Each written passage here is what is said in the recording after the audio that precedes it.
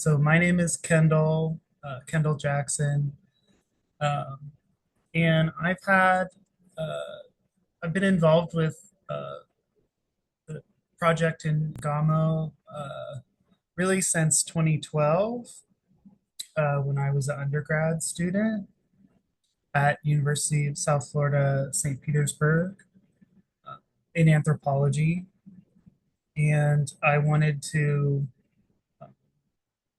take a field school, which is typical for anthropology students who are sort of genuinely interested in a career in the field or graduate school. Um, and I was sort of interested in both. Um, and I had the opportunity as a student at USF St. Pete uh, and a student of Dr. Kathy and Dr. John Arthur to apply for the field school and was lucky enough to get picked along with my friend Liz Southern, uh, who hopefully you'll also talk to. Um, and at that time, I had taken classes and I had done sort of undergrad course practicums, uh, and I had done a little bit of volunteer archaeology locally at with the Alliance for Weeden Island Archaeological Research and Education. Uh, but really, I had very little field experience uh, in archaeology and perhaps even less in any kind of ethnographic or ethnological work. Um, certainly not, certainly not internationally. At the time, in 2012, I don't think I had ever been out of the United States before. Uh, So it was really a great opportunity. Um, and so I went on that field school from June, really from late May until early July. Uh, and it was sort of it was a wonderful experience, and it just completely sold me on anthropology as what I wanted to do. And it also sort of solidified my interest in between um, in between sort of cultural and ecological studies, insofar as you can divide those, right, which people love to do. Um, so it was sort of a transformative experience, which I think is normal for anthropological field schools, honestly. But mine, it was great. And then, so it sort of set me on a track to go to graduate school, to study archaeology, and in particular to do environmental archaeology. I spent my time in my master's degree and in my PhD program doing environmental archaeology, but in Florida, focusing on the Florida Gulf Coast and on specifically on ancestral Native American sites. So not Gamo, not Ethiopia, not ethnoarchaeology uh, at all, really. Uh, Ethnoarchaeology is a very different and a very difficult topic in Florida, but that's sort of a different conversation. Uh, but nonetheless, I sort of always had those formative experiences behind me, uh, influencing the way I work and the way I think, um, which I think has really helped me.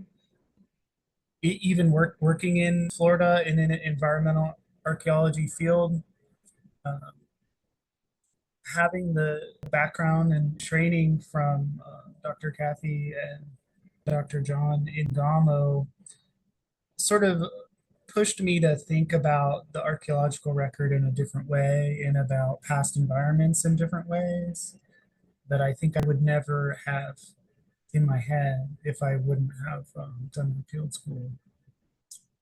And then all these years later, in 2023, I was fortunate enough to have the opportunity to go back Gama to participate in Dr. Kathy's ongoing study. Um, and I was just sort of elated to be asked about the idea of going back, and that there was sort of a paleo environment angle, or at least historical environment angle for her new research study. Um, and so I said I would be eager to participate, and I wrote up some methods for methodological ideas for her grant proposal. And then in 2023, we were able to, I was able to make preparations and visit Gamo, and handled, while there, sort of handled the historical environment sampling uh, for that field season, mostly collecting, honestly, mostly talking to people, which is not honestly not my training. So it's kind of ironic, but that's just how things go in anthropology when you're doing these things. Mostly talking to people, asking about the different habitats and environments in the different mountainous areas where Dr. Kathy is working, and asking about landscape history, asking about what people's parents and their parents' parents did with the landscape, asking about how they use the landscape now, access to different, what access is like to different environments, ownership. You can look out on the landscape and watch people and analyze it, but there's so much you miss by not asking questions, of course. And it's so unfortunately sort of typical for a paleo environment specialist or a geologist, people I work with, to use maps and remote sensing, and to analyze the environment from a Western scientific perspective. And then so they'll watch people and look around. They're good at, most scientists are good observers, uh, whether they're trained culturally or not.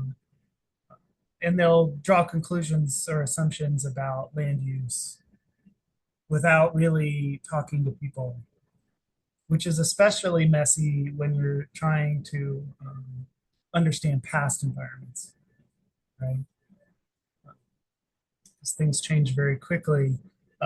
But what's amazing is that, like many or most, or probably all indigenous peoples, the Gamo have a rich oral history that is really well maintained, right? So when I asked folks about past landscape use, uh, I almost never got like a I don't know type answer, right? People know, or at least they have a story, right? Or good environments for sampling, and access to them would get figured out, and we would do it.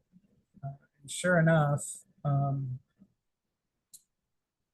I think the first, sorry, I think the first coring day, sediment coring day, uh, Dr. Kathy took me and made introductions with a local landowner, really helped me like get set up for being on the landscape, visiting some different places, and sort of made sure I wasn't going to stir up trouble, like tromping onto someone's land who didn't want me there, right? And I was also very fortunate to find a local farmer who had taken some soils and other agricultural classes at Arba University, the university in the valley down, Rift Valley down below the Gama Highlands, and spoke some English. So I had sort of like a local farmer soils, you know, I don't call him an expert, but sure, yeah, more than me, that's for sure.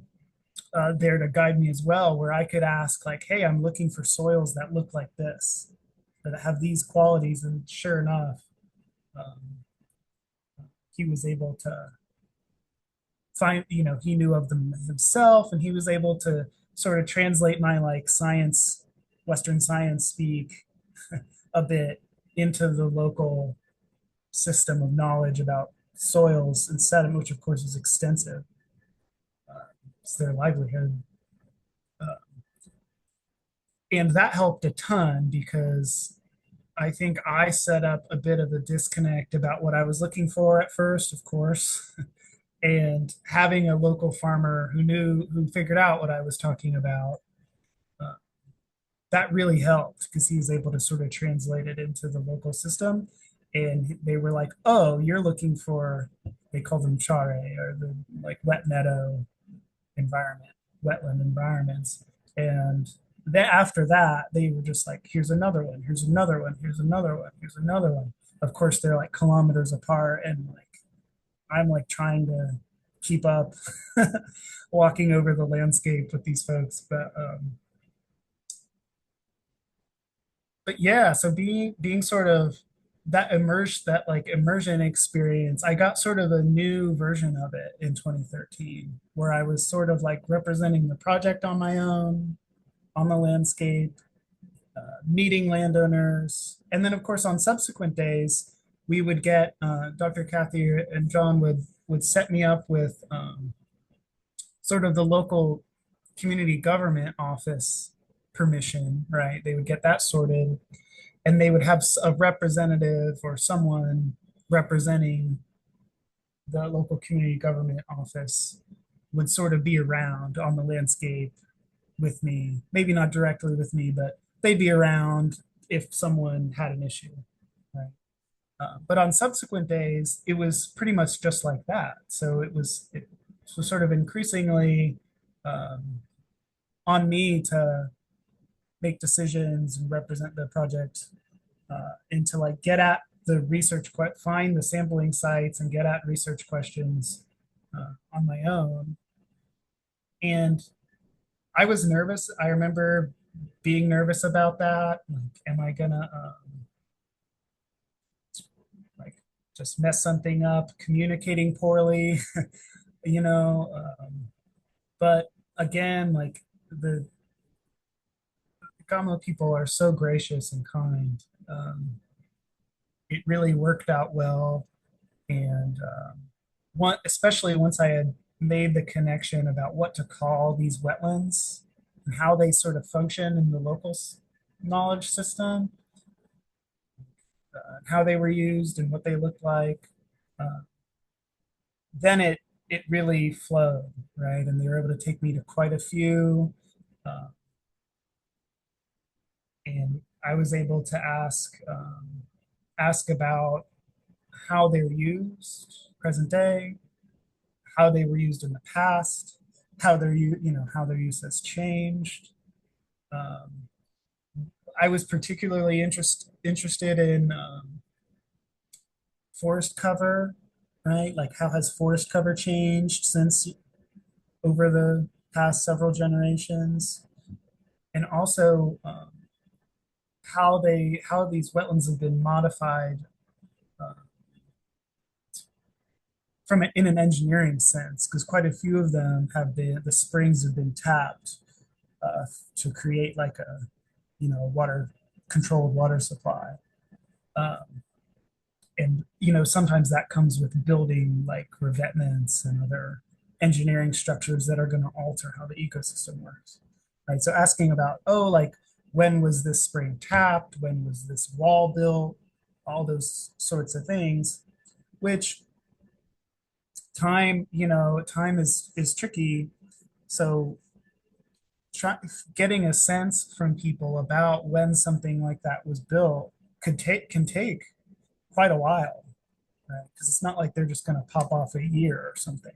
right? That's not how they're thinking about things. Right? It's not like a timeline like a Western person would think of it, right? So really, like I think one thing I learned that I knew about, of course, right? With lots of anthropology courses, but experiencing firsthand like um, differences in the way people think about time and about like how long it's been since something happened, uh, and how long like effects of something happening, how long it takes for effects to play out, um, even generational time. I think just uh, having a respect for the fact that if you're going to ask about those sorts of things, it's going to be a little complicated, and you're going to have to take your time and try to understand how the people you're asking conceptualize time. Um, but this one of the things that's always struck me about the Gamo people. It struck me really hard. It was probably my biggest takeaway from 2012. Was that was you know, you hear the oral tradition, the oral history, the prediction on the landscape of what was there, and then you excavate it, and damned if you don't find exactly what, more or less, what the oral history says, right? Like I've never, at that time, 25, I'd never even heard of archaeology just like verifying oral history like that, which it did. That was very striking to me.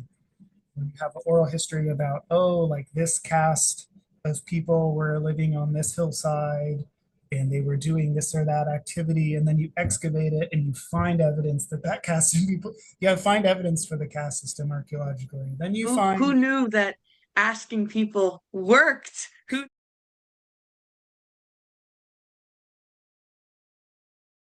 You have that conversation, those types of conversations with the Gamo people, and then you mentioned earlier about working in Florida. Obviously, is entirely different. What are like the main differences in conversation? Is there more of like, I don't know how to word this, like a reaffirming of those Western colonial beliefs working in Florida, would you say? Like due to just the lack of conversation that you can have with Native people about land? yeah, I think so. And it's also, and this includes me, of course, working in Florida. And Florida is a very complicated place. It's like settler colonial ground zero, right? For the Americas in many ways, or at least for the United States, I should say. Um, but yes, and a lot of it is goes like unacknowledged, right? There's a lot of assumptions that get made, and they're explicit, right? So you end up with a lot more implicit assumptions because there's fewer moments where people are telling you something that doesn't make sense to you, right? In Gamo, you're talking to people, uh, you're hearing their system here. Um, Again, especially in Florida, um, we don't really have that. But of course, the Seminole and Miccosukee are here and doing their thing, right? Um, but there are lots of historical reasons. Uh, there, of course, there's like really strong colonial disruption of landscape knowledge, traditional ecological knowledge in Florida, where, for instance, for 50, at least 15,000 years, Florida people lived and managed landscapes on the coast, right? There are lots of fishing cultures, but like the modern Seminole Nicosuke don't really have a coastal tradition, right? So even if even if you got the Seminole Nicosuke folks, you got tribal council permission to talk about to try to do ethnoarchaeology, which you wouldn't very unlikely get for good reason. They've been burned by so many anthropologists. They have very good reason to not want to cooperate. Um, but it would be almost impossible to study like a coastal land use, an indigenous perspective on coastal land use in Florida because the colonial disruption of those systems was so strong that it's been mostly lost, right? And of course, there are exceptions, right? And people are starting to work on that, which is great. But it's very difficult.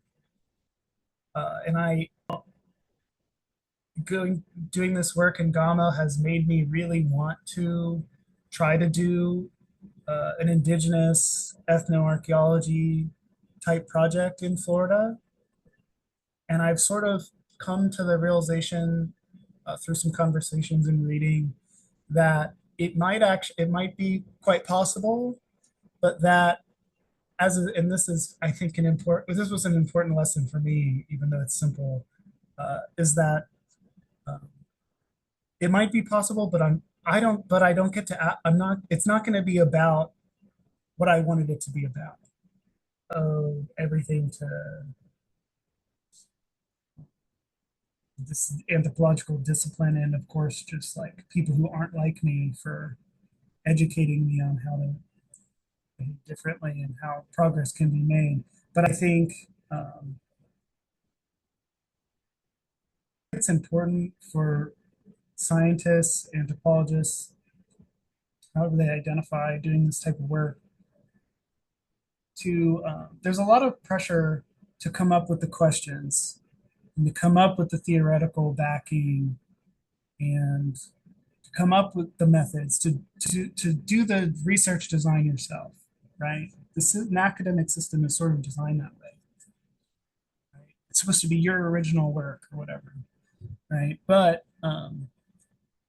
for people like myself who um, have don't have good positionality to come up with good questions that are going to make progress, you have to draw your questions and your theory and your method from the people you're studying, from the people you have to, from the people you want to give power to. You have to like truly give them power over your research design, uh, over the questions you're asking, over the theory and philosophy you're using to approach those questions, which is really I like to students always have trouble over theory in philosophy, but what I like to do is in the natural sciences it's easier because we just call theory assumptions, which to me really simplifies the concept for anthropologists, where theory is like terrifying. They've been like abused by like reading Bordeaux or something. Uh, but yeah, it's so really like thinking hard about the assumptions you're making and drawing those from the philosophy you want to empower, right? Which is not always easy, right? But it can be done. And I think maybe too one thing people should do towards this end, and I guess I'm only thinking of this now, really, but damn, people should go work in work in other countries. Like I don't think I would like you brought up. I wouldn't, and I don't reflect on this myself very often, but I would not approach my work in Florida the way I do if I didn't have the influence from the Gamo projects, right? Seeing like indigenous peoples managing their own landscapes today, like they in ways, of course they're different, but now maintaining the traditions they different traditions that they value, uh, changing other ones, negotiating global political and economic environment. Um, it transforms how you think, especially about science. So I think that is probably what people should do. Broaden, if they're interested in a particular field, maybe broaden your scope.